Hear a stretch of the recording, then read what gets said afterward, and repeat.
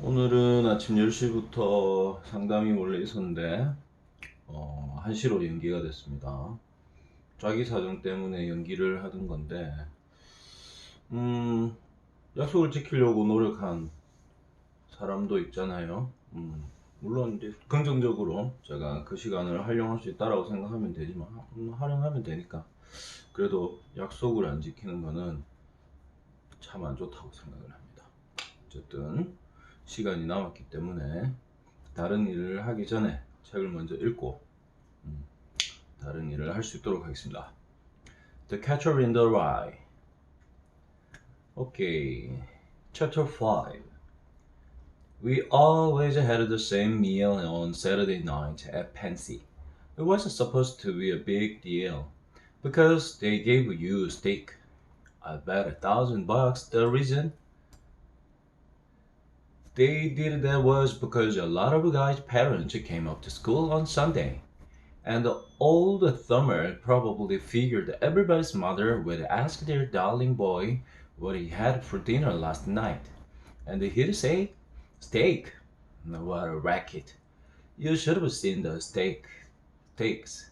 They were these little hard, dry jobs that you could hardly even cut. You always got these very lumpy mashed potatoes on steak night.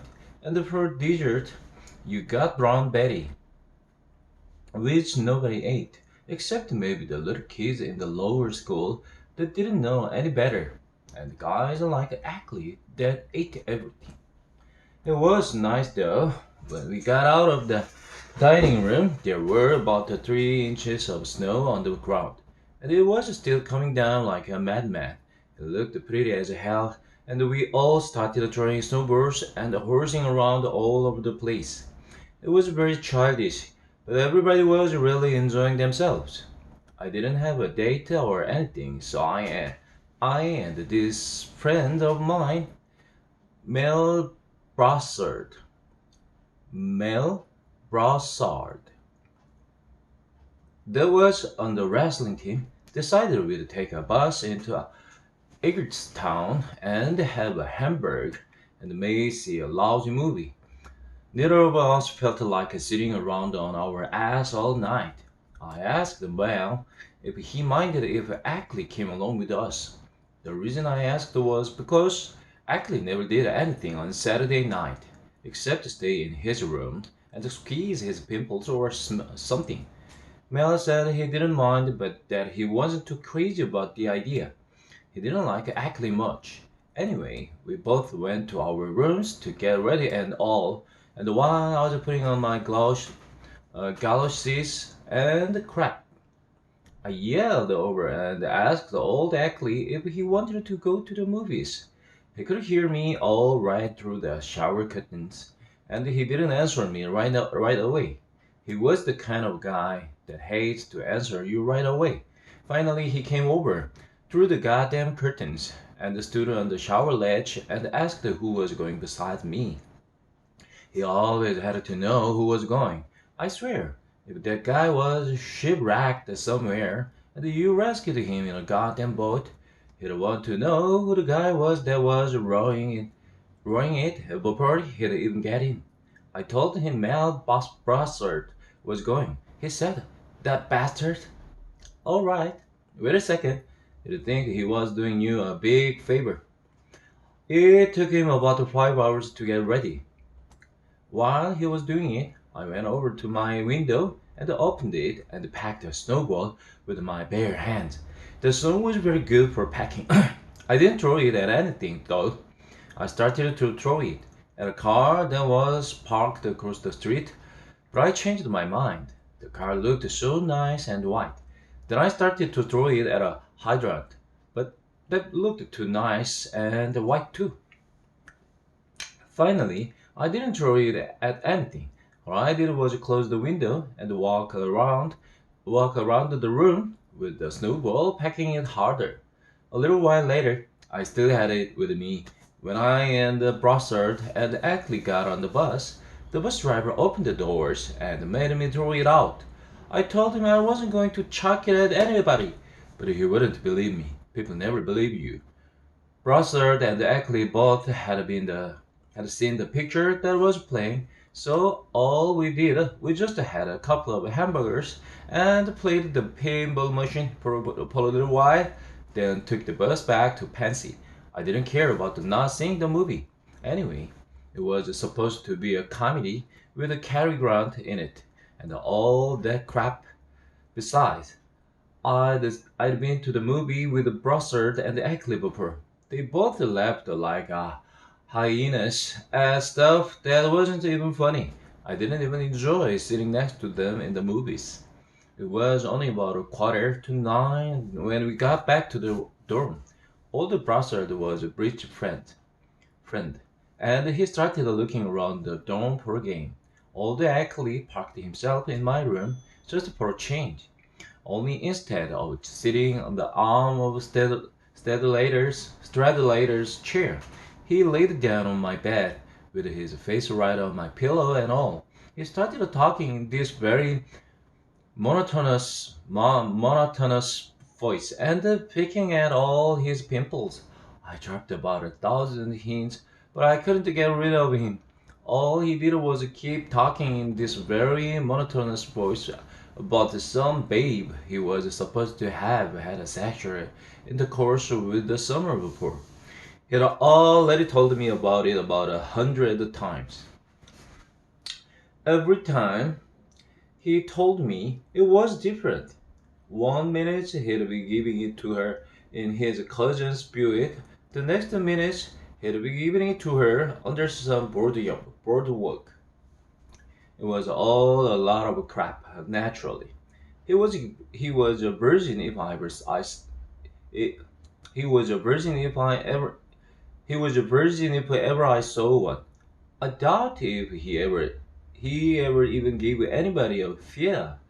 Anyway, finally I had to come right out and tell him that I had to write a composition for Strad later, and that he had to clear the hell out so I could concentrate.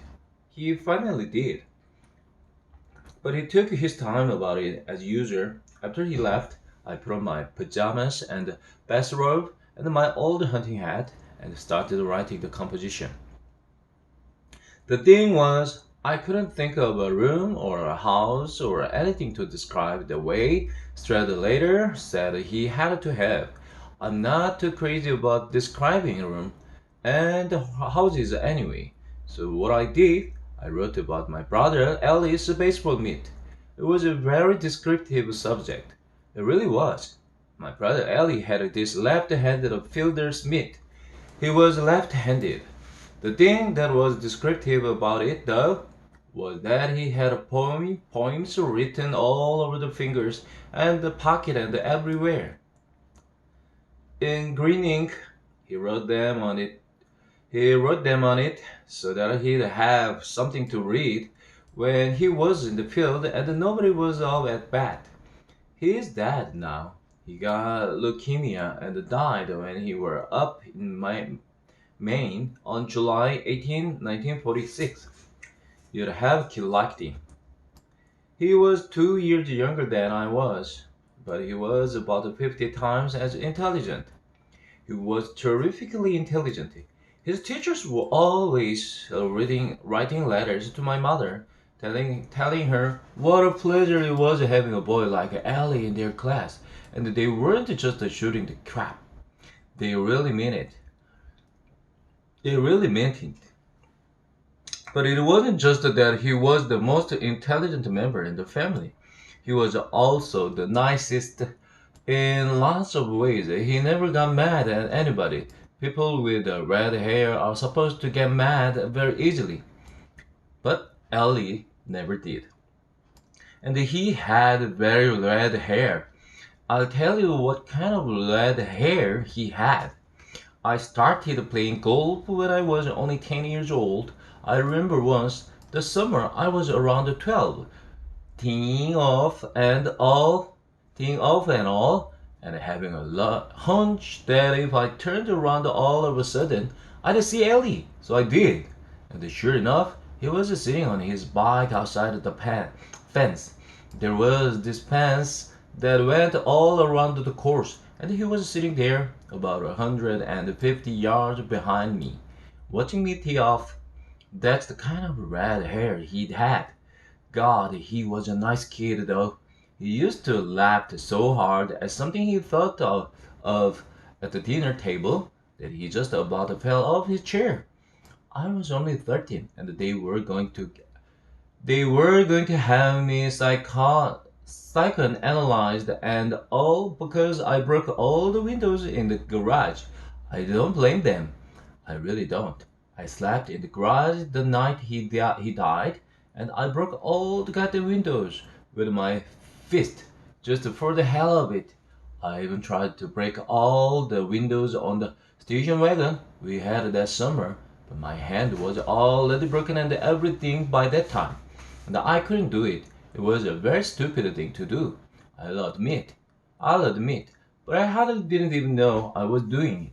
And you didn't know, Ellie. My hand still hurts me once in a while when it rains and all, and I can't make a real fist anymore. Not a tight one, I mean. But outside of that, I don't care much. I mean, I'm not going to be a goddamn surgeon or a violinist or anything anyway. Anyway, that's what I wrote to Stradlater's composition about. All the early space were meat. I happened to have it with me in my suitcase, so I got it out and copied down the poems that were written on it. All I had to do was change the Alice names so that nobody would know it was my brother and not Stradlater's. I wasn't too crazy about doing it, but I couldn't think of anything else descriptive. Besides, Besides, I sort of liked the writing about it. It took me about an hour because I had to use Stradlater's lousy typewriter and it kept jamming on me. The reason I didn't use my own was because I'd lent it to a guy down the hall. It was around 10:30. I guess when I finished it, I wasn't tired though. So I looked out the window for a while. It wasn't snowing out anymore, but every once in a while you could hear a car somewhere not being able to get started. You could also hear all the ugly snoring. Right through the goddamn shower curtains, you could hear him.